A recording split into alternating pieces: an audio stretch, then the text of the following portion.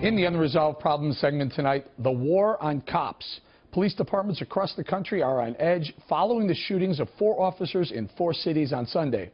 At least 3 of the shootings are believed to have been ambushes against police, including one that led to the death of San Antonio police detective Benjamin Marconi. I think the uniform was the target, and anyone who happened along, first person who happened along was the person that he targeted. The suspect in Detective Marconi's death is now in custody facing a capital murder charge.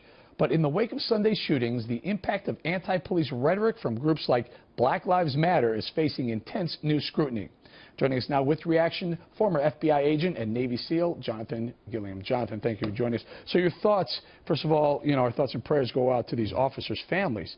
What's causing this wave of violence against men in blue, men and women in blue? Well, you picked the perfect name for this segment, Unresolved Problems, because that's what it is. I mean, the reality is you have a problem that has cause and it has escalation. There's 2 groups that are causing this, basically. You have the inner city and the breakdown of the inner city, the lack of city government involvement in rebuilding those inner cities, the lack of police tactics being upgraded as things change, and also the lack of family.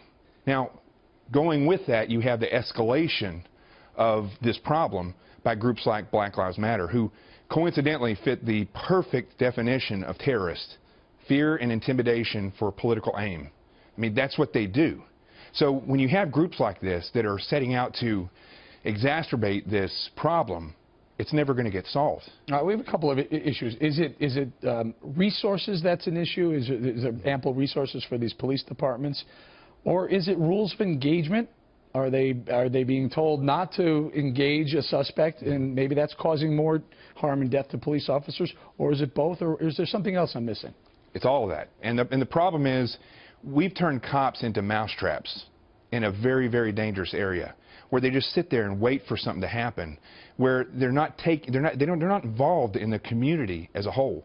So this is a very large problem that has to do with the inner city more than it has to do with the cops. However, cops have their problems as well with politicized leadership, with city councils that are not allowing them to do their job. And I'm a part of an organization called the American Council on Public Safety. We tried to get NFL members to sign a petition so that they could, to stand, so that they could commit to standing during the national anthem. People are not interested in committing to change, and that's the problem. Same thing with the NFL is the same thing that's going on in the city. We need people to commit to the change, because no matter what we do with cops. What about from the top down in these cities? Mayor de Blasio is famous for pushing back, telling his son, if you're engaged by a police officer, be careful what you say to him. Right. Stupidity. I mean, the reality is Mayor de Blasio is a communist. Many of the people that are in Black Lives Matter are communists. And that's proven. You can look at their website. They're Marxists. These are people that use the problem that we have in the community of a lack of unity, and they use that to escalate their cause.